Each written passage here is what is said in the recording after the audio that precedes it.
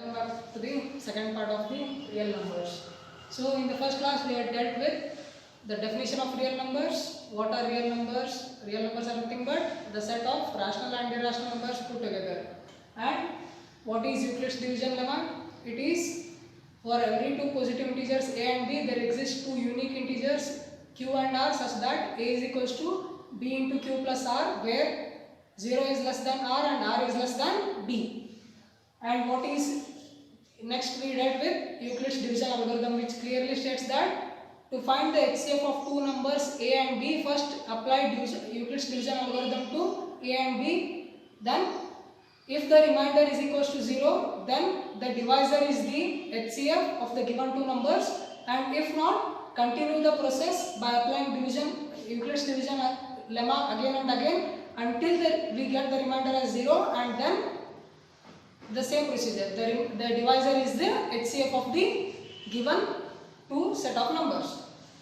In the last class, I had skipped one problem which is very important from the exam point of view, which is prove that any positive odd integer is of the form 6q plus 1, 6q plus 3 or 6q plus 5, where q is any integer, positive or negative.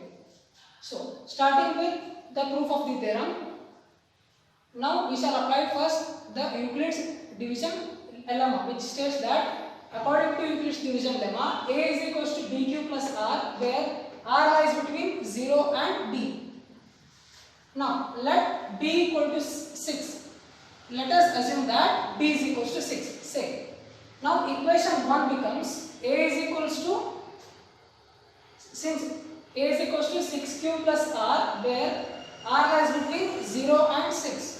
Clearly here we see that r is less than 6. So r must take the values 0, 1, 2, 3, 4 and 5. Since r is less than 6, r must take the values 0, 1, 2, 3 and 2, 3, 4 and 5. Now when r is equals to 0, equation 1 becomes a is equals to 6q plus 0, which is nothing but a is equals to 6q. And 6q can also be written as 2 into 3q. I will tell you why I have written like this afterwards. So a is equals to 6q, that is equals to 2 into 3q. Next, when r is equals to 1, equation 1 becomes a is equals to 6q plus 1. When r is equals to 2, equation 1 becomes a is equals to 6q plus 2. Again, we will remove 2 as common, which is equals to 2 into 3q plus 1. When r is equals to 3, a is equals to 6q plus 3. And when r is equals to 4, a is equals to 6q plus 4. And if we take 2 as common, a is equals to 2 into 3q plus 2. Now coming back to why did I take this as 2 into 3q and 2 into 3q plus 1 and 2 into 3q plus 2. Since r is equals to 0, we don't know even what is 0 is a even number, odd number, we don't know. So a is equals to 6q. But we assume that 0 is an even number because odd number starts from 1. We assume that 0 is an even number. So 6q can also be written as 2 into 3q. If 6q can be written as in the factors of 2, then it is certainly divisible by 2, right? If 6q can be written in the form of 2 into 3q, then it is obviously divided by 2. Hence, this is a positive even integer.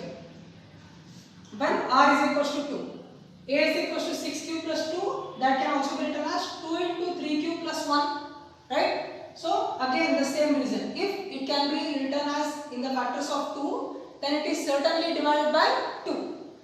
Therefore this is also a positive even integer. When r is equals to 4, a is equals to 6q plus 4 and it can also be factorized as 2 into 3q plus 2. Hence this can also be written in the form of factors of 2. Hence it is divisible by 2. Therefore this is also a positive even integer. But we need to prove that any positive odd integer. So what are the left of odd integers? R is equals to 1, r is equals to 3 and r is equals to 5. Hence when r is equals to 1, a takes the form 6q plus 1. When r is equals to 3, a takes the form 6q plus 3. And when r is equals to 5, a takes the form 6q plus 5. Hence we conclude any positive odd integer will take the form a is equals to 6q plus 1 or 6q plus 3 or 6q plus 5. Are we clear with the theorem? So moving on to the next topic, which is the fundamental theorem of arithmetic. Before studying this theorem, we need to know some basic concepts about prime numbers and composite numbers. So what are prime numbers? Prime numbers are those numbers which are divisible by 1 and itself. For example, 2, 3, 5, 7. For example, 2. Take 2. It is divisible by 1. Yes, of course it is divisible by 1 and 2. 2 itself is divisible by 2. Similarly for 3, similarly for 5, 7 and so on. So those numbers which are divisible by 1 and itself are called as prime numbers. And what are composite numbers? Those numbers which are divisible by 1 and more factors. For example, 4. 4 it is divisible by 1, it is divisible by 2 and it is also divisible by 4. Hence, those numbers which are divided by 1 or more factors, those numbers are called as composite numbers. For example, 4, 6, 8, 10, 12 and so on. So, are we clear about the prime numbers and composite numbers? Next we shall go on to the prime factorization of given number. So what is prime factorization of given number? So it is nothing but the fundamental theorem of arithmetic. So in the exam you don't have to write prime factorization is nothing but the fundamental theorem of arithmetic.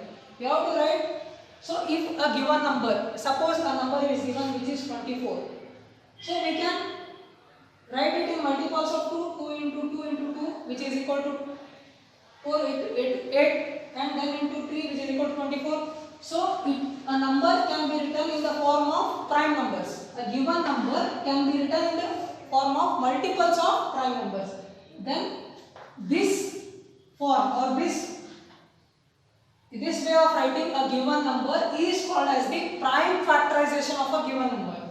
So splitting up a given number into prime factors is nothing but the prime factorization of a given number. So similarly for 32, 32 can be written as 2 into 2 into 2 into 2 into 2 which is equals to 2 raised to 5. So splitting up of a given number into its prime factors is nothing but the prime factorization of a given number. So coming back to the topic, which is fundamental theorem of arithmetic. So fundamental theorem of arithmetic is nothing but the prime factorization, which clearly states that every composite number can be expressed. Every composite number can be expressed or factorized. It can also be said as factorized. Every composite number can be expressed or factorized as a product of prime numbers, and this factorization is unique. Apart from the order in which the prime factors occur. Let me repeat. Every composite number can be expressed or factorized as a product of prime numbers, and this factorization is unique apart from the order in which the prime factors occur. For example, 6 can be written as 2 into 3, otherwise you can also write it as 3 into 2. That is what this part of the statement represents. Apart from the order in which they occur, the prime factorization is unique. For this number, only this prime factorization is only possible. Is there any prime factorization possible for this number? If you write 6 is equal to 1 into 6, then it is wrong. Why? Because 6 is a composite number, and according to prime factorization, a composite number should be expressed in the multiples of prime numbers. So even 1 is not a prime number, 1 is neither a prime number nor a composite number. So this is wrong. So the statement says every composite number can be expressed or factorized as a product of prime numbers, and this factorization is unique apart from which in the order they occur. Are we clear with the theorem? Now we have covered the topic about fundamental theorem of arithmetic. Let us move on to finding the basic things of mathematics, which is the HCF and the LCM. So HCF, as the abbreviation states, it is the highest common multiple, and LCM is the lowest common multiplier. So finding the HCF of two numbers is very simple. If you don't get confused, because as the name suggests, it is the highest common multiple. But the definition of HCF is product of smallest power of each common prime factor. So if you have to find the HCF of given two numbers, we have to find the product of smallest power of each common prime factor. And the definition of LCM is product of highest power of each common prime factor. Product of highest power of each common prime factor. So HCF, as the name suggests, it is highest. But while finding the HCF of given number, you have to go for the least power of the given common prime factor. And LCM, as the name suggests, it is least. But we should consider the highest power of the common prime factor. So for example, here's a trick for you to remember.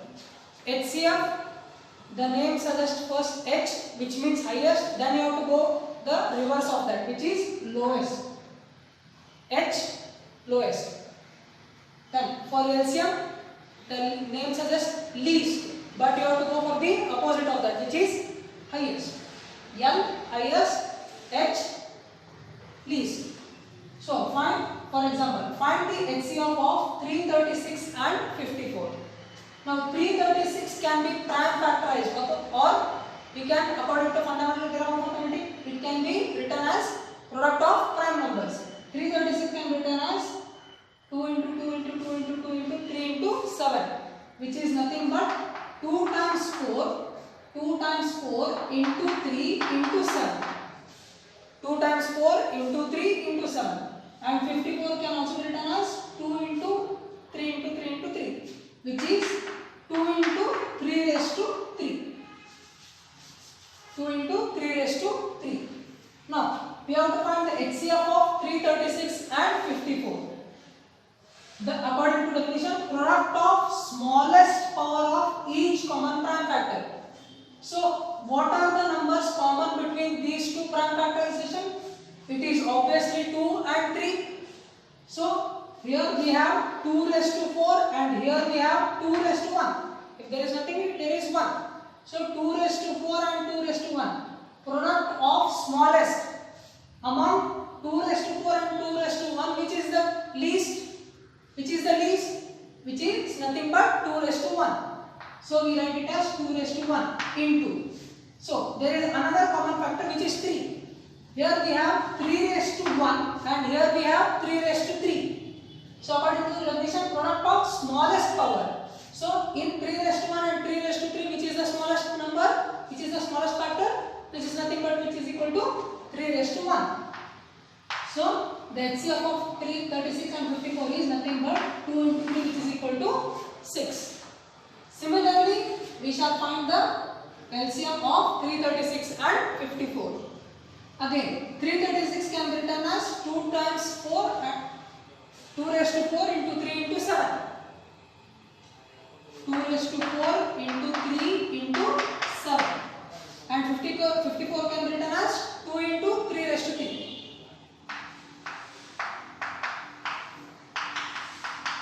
2 into 3 raised to 3. Now, according to the definition, product of highest power. So, here the common factors are again 2 and 3. So, in 2, consider 2, here we have 2 raised to 4 and here we have 2 raised to 1. According to the definition, we have to take the highest power. So, LCM of 336 and 54 equals to, among these, which is the highest power, which is nothing but 2 raised to 4. 2 raised to 4 into, among 3. Here we have 3 and here we have 3 raised to 3. Among these, which is the highest? Obviously 3 raised to 3. So 2 raised to 4 into 3 raised to 3. Do we have any other common factor between these? No, right? So the last uncommon multiplier should be multiplied with the given two numbers which are already taken as the highest power. So first we have to consider the common prime numbers, their highest power. After that, if there are any uncommon factors, they should be multiplied. Otherwise your LCM will be wrong. Sir, I have told that the highest power it is done. No, nothing like that.